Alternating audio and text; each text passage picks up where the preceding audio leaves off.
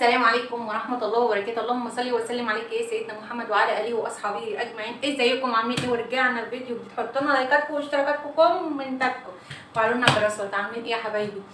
الفيديو بتاعنا النهارده فيديو مشتريات، وفي نفس الوقت هنعمل برضو كذا حاجة مع بعض. بس قبل ما نخش في الفيديو بتاعنا في حاجة عايزة اقول لكم عليها، يعني حاجة انا جربتها، ولما جربتها قلت ايه لازم اقول لكم عليها يمكن تستفادوا منها. ماشي؟ ايه الحاجه اللي انت عايزه تقولي لنا عليها يا ام ندى؟ في يوم كنت رايحه اجيب التومين، تمام؟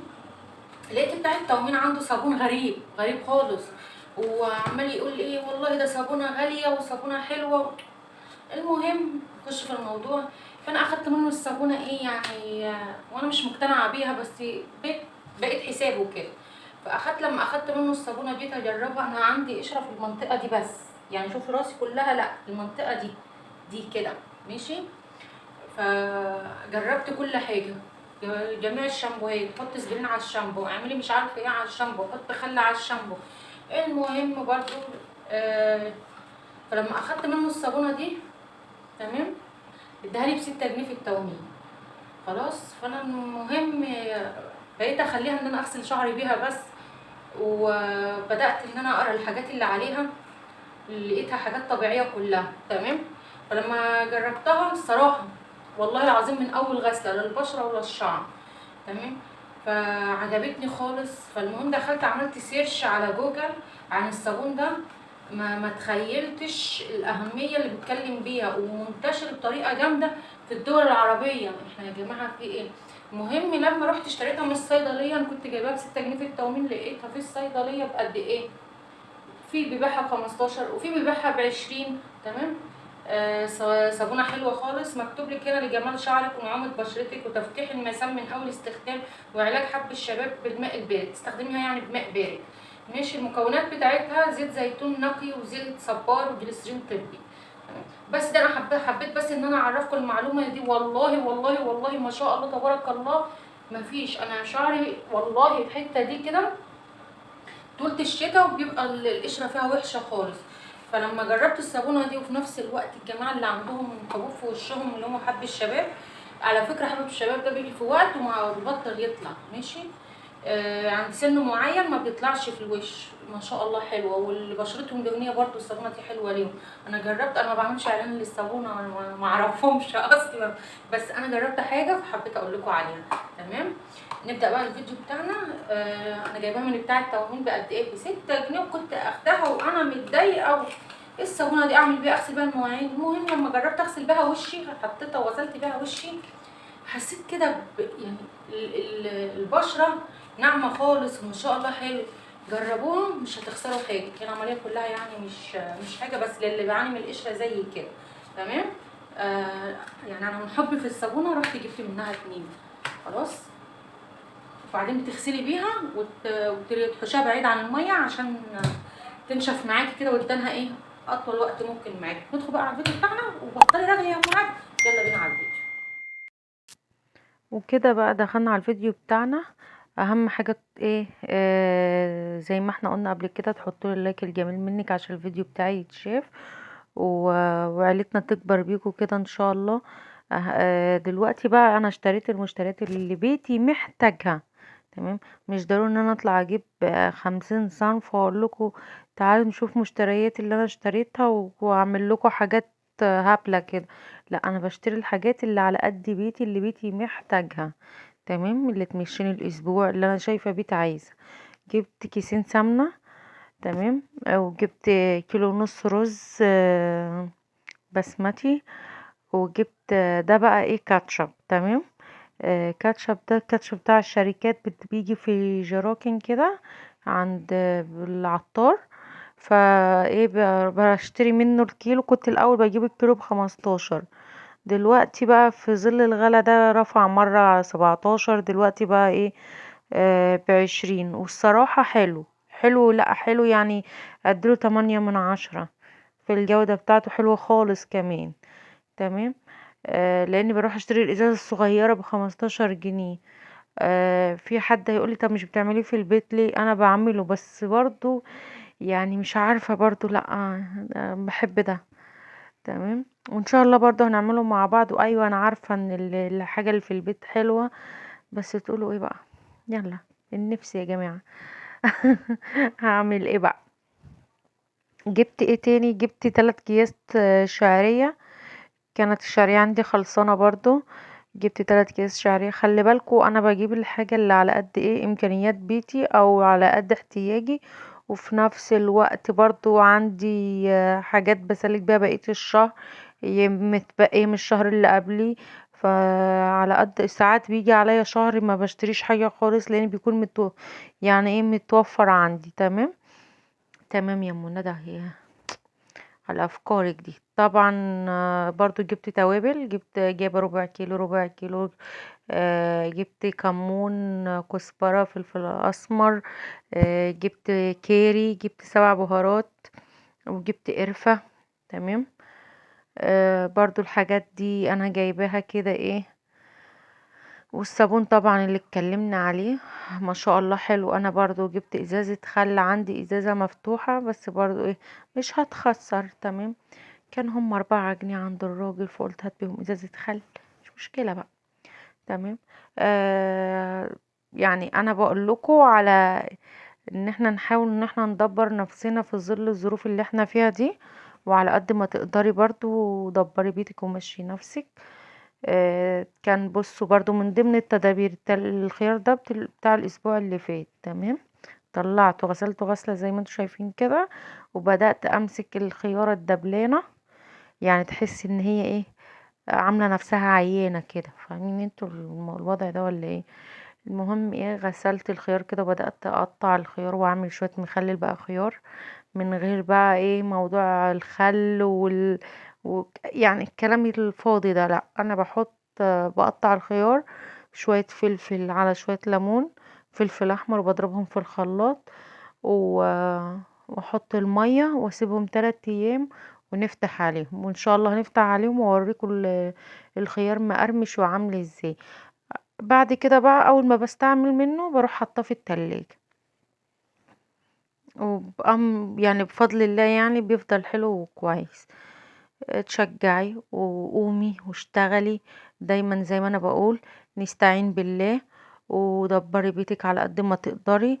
الظروف غالية وغالية غلاء فاحش، الناس كلها بتعيط وبتبكي اقسم بالله. تمام.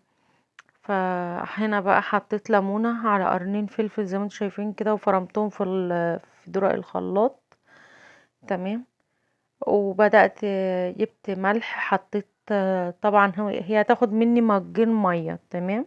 فكل كوباية مية ليها معلقة ملح هرمية كبيرة كده. خلاص. آه وان شاء الله الملح بتاعها هتلاقيه مظبوط. لو يعني عملتي نسبة الملح على كوباية، معلقة ملح على كوباية مية، ان شاء الله هتظبط معاكي وتبقى كويسة خالص وحلو. طبعا انا بقى مش مليت البرطمان على الاخر، لان الخيار كده كده هينزل مية، فهتلاقوا البرطمان ده بعد 2 3 اتملى للاخر. تمام. هرجه كده عشان طبعا الملح انا مش مدوبته في المية، انا حطيته كده عليه. كل شوية بقى ايه قلبيه كده حبة كده حبة. فاهمين؟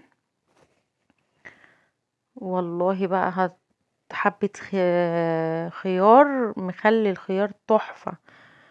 تمام. والليمون برضو هيديها طعم حكاية. هدخل بقى على الغدا بتاعنا النهاردة. الغدا بتاعنا النهاردة حصري حصري بجد بقى. صينية فراخ تحفة. ولا انت عارفة بتاكلي صينية فراخ؟ ولا انت عارفة بتاكلي فراخ مشوية؟ ولا انت عارفة بتاكلي يعني حاجة كده ايه وهم كده؟ معانا ايه بقى؟ معانا كيلو بصل مقطعينه زي ما انتوا شايفين كده، وطماطم، وفلفل حامي. ما لقيتش عندي طبعا فلفل بارد، كان نفسي يكون فيه فلفل الوان لاني بحبها كده. الصينيه ده بقى ايه، صينيه الفراخ دي صينيه العزومات. عندك عزومه وعايزه بقى تبدعي كده قدام حبايبك، آه عليكي بالصينيه الحلوه دي. تحفه تحفه تحفه تحفه تحفه. تمام. حطيت معلقتين سمنه زي ما انتم شايفين كده، وهنزل بمعلقه سكر كبيره تتكرمل معايا وتبقى لونها ذهبي. تمام.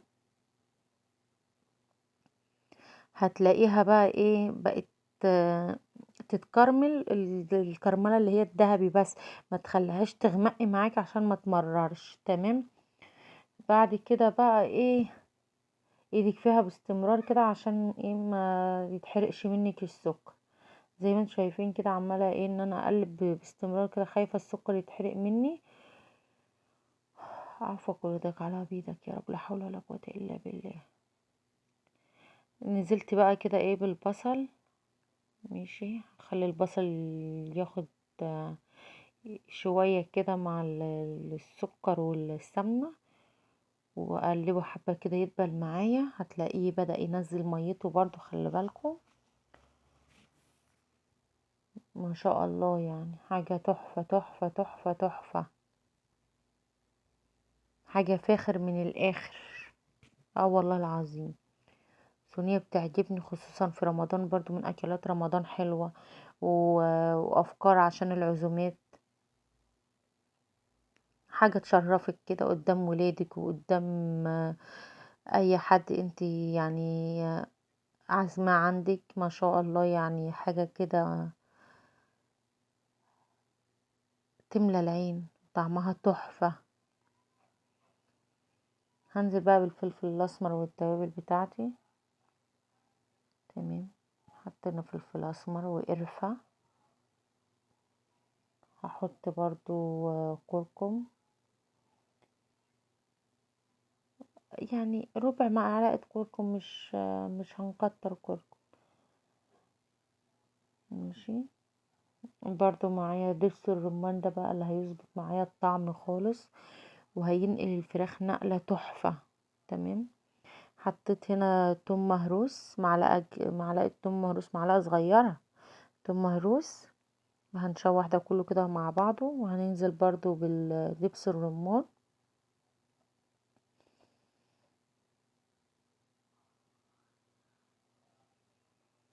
هحط برضو عليها مرق الدجاج. ان كنت معايا لحد دلوقتي بقى حط لي لايكك الجميل، ايه ما استاهلوش ولا ايه؟ والله العظيم بتعب على الفيديوهات بتاعتي اقسم بالله، وساعات باحبط وساعات بشتغل تاني واقول يلا ها، لاني اتعودت وحبيت ان انا ايه يعني اشارككم يومي، وفي نفس الوقت حاسه ان انا يعني في حاجه مفيده كده ان انا بعملها، ان انا اقوم اصور ولا اعمل اي حاجه. حطيلي لايكك بقى، ورفعنا الفيديوهات بتاعتنا كده باللايك الجميل منك يا قمرايه يا عسليه يا انتي كده. حطيت مرقه الدجاج.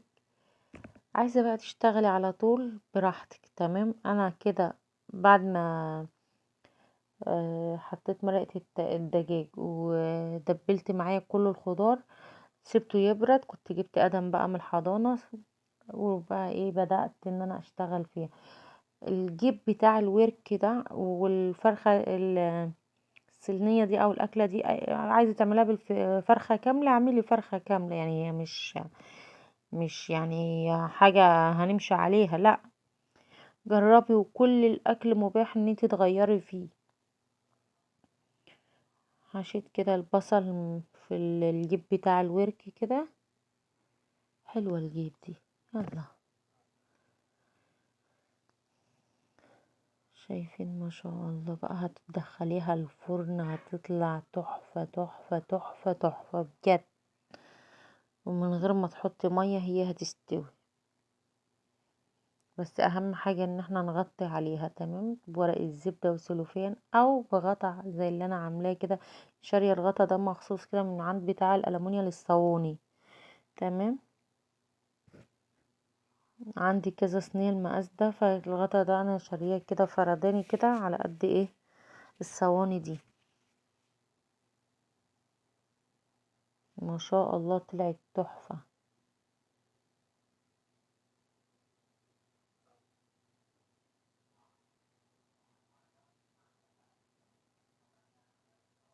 شايفين بقى.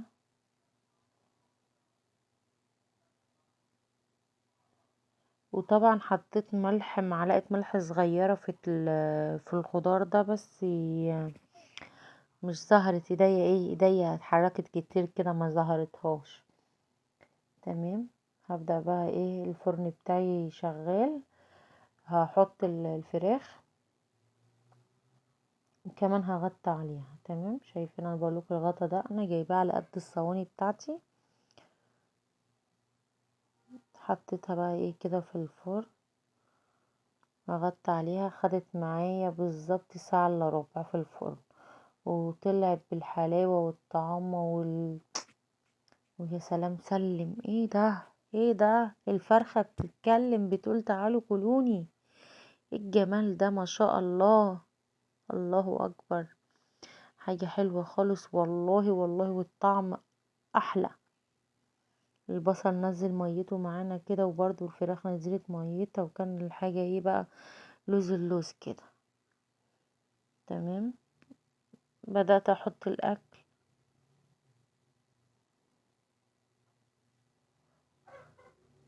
غرفت لكل واحد طبقه كده، طبق الرز والفراخ. ايه رأيكم في الاكلة دي وفي الوصفة بتاعة الفراخ دي؟ بالله بالله عليكم رأيكم فيها ايه؟ مش تستاهل ان انت تحط اللايك؟ وحاجة حلوة كده للعزومات، والخضار ده بقى مع الرز. بصوا، مش كان المفروض اعمل طبق السلطة ده لانه حرفيا ما اتاكلش. اللي اتاكل الصوص اللي نازل بتاع البصل ده مع البصل والرز، مخلي بصوا بود الرز في حتة تانية خالص، تانية خالص خالص خالص. ما شاء الله، يعني عايزة تاكليها. احنا طبعا بالرز، احنا من عشاق بقى ايه ان انت تاكلي كده بقى ايه بالرز كده. عايزة تاكلي بعيش براحتك، عايزة تعملي بطاطس مقلية وتاكلي برز وعيش وطحينة، كله شغال، مفيش حاجة بتوقف حد. تمام، يا لايكاتكم، لايك معدي كده ولا لايك معدي كده يا جماعة.